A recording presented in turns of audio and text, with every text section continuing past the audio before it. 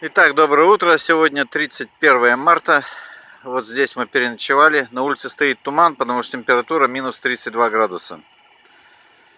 Вот там впереди стоят еще два трактора. Один стоит на дороге. Потом стоит заправщик, машина обеспечения, в которой прицеплен балок. И в нем есть кухня, нары, где люди спят. Такие, как балок. Мы спали на земле. Вот такой стоит легкий туман. Солнце в тумане.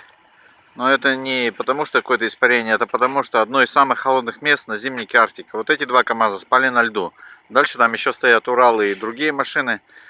И мы сейчас примерно где-то через полчаса начнем движение. Вот уже все начинают сигналить. Типа просыпайтесь, все проснулись.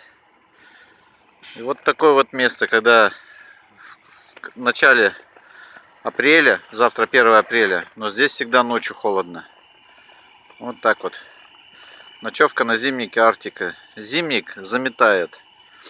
И еще по поводу тракторов Кировец. Тракторы хорошие, очень хорошие, утепленные, двойные стекла, все. Но какой дебил туда начал ставить коробки автомат? Только из-за того, что на одном из тракторов коробка автомат, мы едем медленно.